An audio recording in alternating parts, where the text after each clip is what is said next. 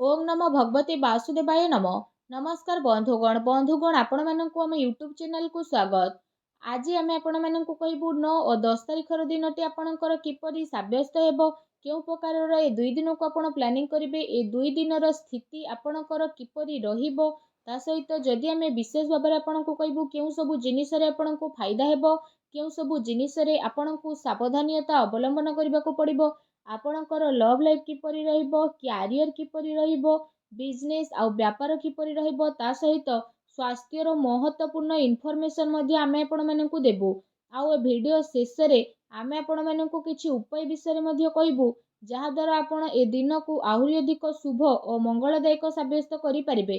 तेणु आगो को वीडियो आरंभ करबा पूर्व आमर आपनकु रिक्वेस्ट कि जदि आपण आमर ए चैनल ले नुआ करी आछंती तो चैनल को सब्सक्राइब करंतु, सांगरे नोटिफिकेशन बेल को मध्य ऑन करंतु, जहा द्वारा समय समय सह नुआ नुआ वीडियो रो नोटिफिकेशन आपनकु मिल जिवो। तो आसंतु जानिबा किपरि रहिबो आपनक पई विशेष रूप रे 9 और 10 तारिखर दिन। जदि सबुठार प्रथमे कहबा कि ए दिन रे कोन आपनक पई विशेष रूप रे पॉजिटिव रहिबा पई जाउछि, जदि आमे आपण माननकु कहबू कि ए दिन रे प्रकृति आपनकु भरपूर साथ प्रदान करिवो, कौनसी लाभदायक एवं महत्वपूर्ण समाचार मिलिबा कारणरू आपण निजको आत्मबल एवं भावनात्मक रूप से बहुत अधिक सशक्त अनुभव करिवे।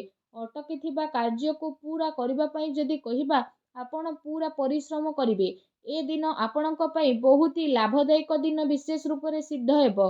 ए दिन कौनसी महत्वपूर्ण समाचार आपणको अवश्य मिलिबो, आर्थिक समस्या सुधुरिबो, अटकी थिबा कौनसी जमी बाड़ी संबंधित कार्य रे आपणको सफलता मिलिबार विशेष रूप से जोग बनुछि। कौनसी पुराणा मित्रଙ୍କ द्वारा साक्षात हेबा कारणरू मन आपणकर बहुत प्रसन्न रहिबो।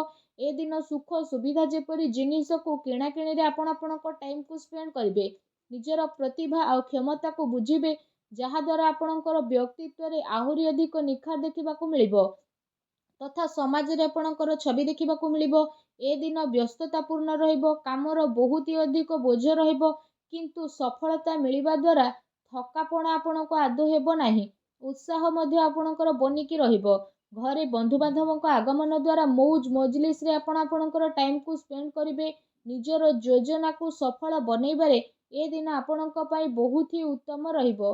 काफी लंबा टाइम रु विशेष रूप से चली आसुथबा कौनसी प्रॉब्लम रु विशेष रूप से आपणको मुक्ति मिलिबो, जहा द्वारा आपण निजको चिंता मुक्त अनुभव मध्य करिवे। किंतु आर्थिक मामला विषय जदि कहबा ठोस आ महत्वपूर्ण निर्णय आपणक पई लाभदायक सिद्ध हेबो।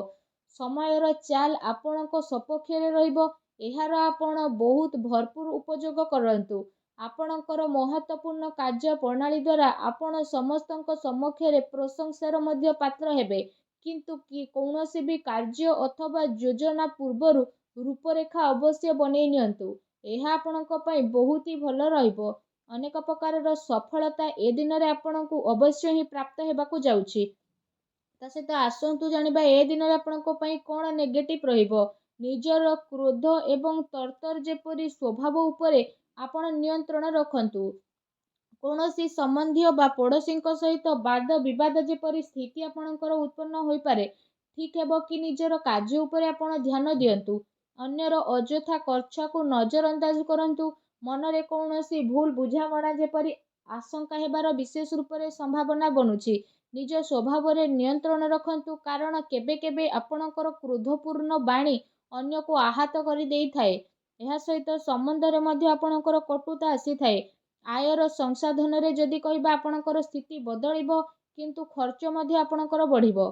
सेथिपाई निजर बजेट अनुसार खर्च करंतु। किछि अस्वस्थता मध्य आपण अनुभव करिवे, किंतु आपणकर कॉन्फिडेंस आपणको एक्टिव बनेकी रखिबो। एहा सहित अन्य कारणरू जदि कहबा कौनसी प्रकार धनहानि मध्य आपणकर होई पारे। चाचा घर लोकंक द्वारा आपणक संपर्क खराब हेबाकू दियंतु नाही। एहा द्वारा अकारण रे आपणकर चिंता उत्पन्न होई पारे। किछि प्रतिद्वंदी जलनार भावनार सहित आपणक पई किछि नकारात्मक वातावरण मध्य उत्पन्न करिवे एवं कौनसी कथा को नहीं लड़ाई झगड़ा मध्य आपणकर होई पारे, किंतु टिके सावधानता आपणको प्रॉब्लम रु मुक्ति पहुंचाइबो। घरर बड़ वृद्धंकर अवहेला आदौ करंतु नहीं। केबे केबे भूल बुझामणा एवं अलस्वामी कारणरू जदि कहबा ଆପଣଙ୍କର ବନୁଥିବା କାର୍ଯ୍ୟରେ ରୋକାବଟ ମଧ୍ୟ ଆସିପାରେ। ଏହା ସହିତ ନିଜ ବିଚାରରେ ମଧ୍ୟ ଲଚିଲାପଣ ରଖନ୍ତୁ। ଏହା ଆପଣଙ୍କ ପାଇଁ ବହୁତ ଭଲ ରହିବ। ଆସନ୍ତୁ ଜାଣିବା ଏ ଦିନରେ ଆପଣଙ୍କର ଲଭ୍ ଲାଇଫ୍ କିପରି ରହିବ। ବିବାହିତ ଜୀବନରେ ସାମଞ୍ଜସ୍ୟ ଆପଣଙ୍କର ରହିବ। ମନୋରଞ୍ଜନ ସମ୍ବନ୍ଧିତ କାର୍ଯ୍ୟରେ ସମୟ ବ୍ୟତୀତ ହେବା ଦ୍ୱାରା ପରିବାରରେ ହାସ୍ୟ ପରିହାସରେ ଖୁସିର ମାହୋଲ ରହିବ। ପାରିବାରିକ ବାତାବରଣ ଏ ଦିନରେ ଆପଣଙ୍କର ସୁଖଦପୂର୍ଣ୍ଣ ରହିବ। ପ୍ରେମ ସମ୍ବନ୍ଧରେ ମଧ୍ୟ ପ୍ରଗାଢ଼ତା ଆସିବ। ରୋମାଣ୍ଟିକ୍ ମାହୋଲ ମଧ୍ୟ ରହିବ। ନିକଟ ସମ୍ବନ୍ଧୀଙ୍କ ଦ୍ୱାରା ଆପଣ ଡିନରରେ ଯିବାର ମଧ୍ୟ ପ୍ରୋଗ୍ରାମ ବନେଇ ପାରନ୍ତି। କାଫି ସମୟ ପରେ ଆପଣ ଘରୁ ବାହାରିବା ଏବଂ ଲୋକଙ୍କ ସହ ମିଳାମିଶି କରିବା ଖୁସି ଆପଣଙ୍କୁ ବିଶେଷ ରୂପରେ ପ୍ରଦାନ କରିବ। ପାରିବାରିକ ବାତାବରଣ ଖୁସି ଭରା ରହିବ। ଘରର ସବୁ ସଦସ୍ୟମାନେ ଜଣେ ଆଉ ଜଣଙ୍କ ସହିତ ନିଜର ଟାଇମକୁ ସ୍ପେଣ୍ଡ କରିବେ। ବାହାର ସମ୍ବନ୍ଧରେ ସାବଧାନ ରୁହନ୍ତୁ। ଏହାଦ୍ୱାରା ମାନହାନି ହେବାର ମଧ୍ୟ ସମ୍ଭାବନା ରହିଛି। ପରିବାରର ବ୍ୟକ୍ତି ଆପଣଙ୍କୁ କିଛି କଥା କହିପାରନ୍ତି। ତା ସହିତ କାମର ବ୍ୟସ୍ତତା ଦ୍ୱାରା ଆପଣ ପରିବାରକୁ ଟାଇମ୍ ଦେଇପାରିବେ ନାହିଁ। ସେଥିପାଇଁ ଆପଣ ସେସବୁ ପାଇଁ କିଛି ଟାଇମ୍ ଅବଶ୍ୟ ବାହାର କରିଦିଅନ୍ତୁ। ପାରିବାରିକ ସମ୍ବନ୍ଧରେ କିଛି ଟାଇମ୍ରୁ ଚାଲି ଆସୁଥିବା ଚିନ୍ତାକୁ ସାଙ୍ଗରେ ବସିକି ଆପଣ ସୁଲଝେଇବାରେ ସଫଳ ହେବେ। ତା ସହିତ ଘରର ବାତାବରଣ ପୁନଃ ସୁଖଦପୂର୍ଣ୍ଣ ଏବଂ ମଧୁରମୟ ରହିବ। ଆସନ୍ତୁ ଜାଣିବା ଏ ଦିନରେ ଆପଣଙ୍କ ବ୍ୟବସାୟ କ୍ୟାରିୟର କିପରି ରହିବ। ଫ୍ରେଣ୍ଡସ୍, ଏ ଦିନରେ ବ୍ୟବସାୟରେ ପ୍ରଡକ୍ସନ ସମ୍ବନ୍ଧିତ କାର୍ଯ୍ୟରେ କମି ଆସିବା କାରଣରୁ ଚିନ୍ତା ଆପଣଙ୍କର ବଢ଼ିବ। କିନ୍ତୁ ଆପଣଙ୍କର ପେମେଣ୍ଟ ପାଇଁ ଆର୍ଥିକ ସ୍ଥିତି ଆପଣଙ୍କର ମଜବୁତ ମଧ୍ୟ ରହିବ। ସେଥିପାଇଁ ଆପଣଙ୍କୁ ଅଧିକ ଭାବିବାର ଆବଶ୍ୟକତା ନାହିଁ। ଉଚ୍ଚ ଅଧିକାରୀଙ୍କର ସହଯୋଗ ଆପଣଙ୍କ କାର୍ଯ୍ୟରେ ମନ ମୁତାବକ ସଫଳତା ପ୍ରଦାନ କରିବ। ଏହା ସହିତ କୌଣସି ବଡ଼ ଅର୍ଡର ମଧ୍ୟ ମିଳିବାର ବିଶେଷ ରୂପରେ ସମ୍ଭାବନା ବନୁଛି। ସରକାରୀ ସେବାୟତ ବ୍ୟକ୍ତିଙ୍କ ଉପରେ କାମର ଅଧିକ ବୋଝ ମଧ୍ୟ ରହିବ। ତା ସହିତ କାର୍ଯ୍ୟକ୍ଷେତ୍ରରେ କୌଣସି ବି ନିର୍ଣ୍ଣୟ ଆପଣ ଏକା ନିଅନ୍ତୁ ନାହିଁ। ବରଂ ଟିମ୍ ୱାର୍କ ବନେଇକି ଆପଣ କାମ କରନ୍ତୁ। ଏହା ଦ୍ୱାରା ବ୍ୟବସ୍ଥା ଆପଣଙ୍କର ଉତ୍ତମ ବନିକି ରହିବ।